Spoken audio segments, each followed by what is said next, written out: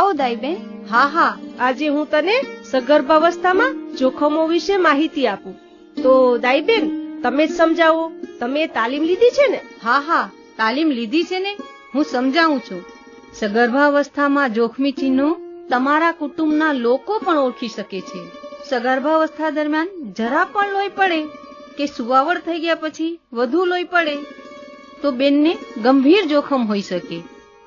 મેલી નીચે હોય અથવા કસુવાવડને કારણે લોહી પડતું હોય, માટે તરત જ મોટા દવાખાને જવું જોઈએ. જો બેનને ખેંચ ઉપડે અથવા અચાનક ખૂબ માથાના દુખાવા સાથે નજર ઓછી થઈ જાય, આ બધું બીપી વધવાના કારણે હોઈ શકે. પહેલી સુવાવડનો દુખાવો 12 કલાકથી વધુ સમય સુધી ન ચાલવો જોઈએ. બીજી સુવાવડમાં સતત 6 કલાકથી વધુ દુખાવો ચાલે ને તો તાત્કાલિક બેનને મોટા દવાખાને લઈ જવી જોઈએ. જો બેનને સાંધામાં દુખાવો થતો હોય તો તેને દાંતરડાનો રોગ હોઈ શકે. તરત આ રોગની તપાસ કરાવવી જોઈએ.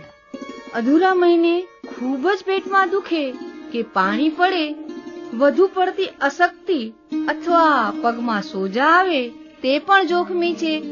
ઉપરના કોઈ પણ જોખમી ચિહ્નો તમને દેખાય એટલે તરત જ 108 ને બોલાવી ને મોટા દવાખાને જવું જોઈએ. એવા મોટા દવાખાને જવું જ્યાં સ્ત્રી રોગના નિષ્ણાત ડોક્ટર, લેબોરેટરી અને ઓપરેશનની સગવડ હોય.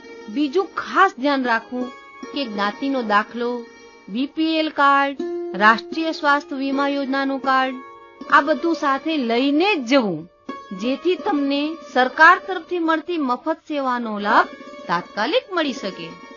બીજું કે દોરા ધાગા કે ભૂવા પાસે તો બિલકુલ જ ન જવું. છેલ્લે હું આશા વર્કર બેનને કહું કે એ તમને નજીકના મોટા અને મફત દવાખાનું જેમાં સ્ત્રી રોગ નિષ્ણાત ડોક્ટર હોય છે એની માહિતી આપે.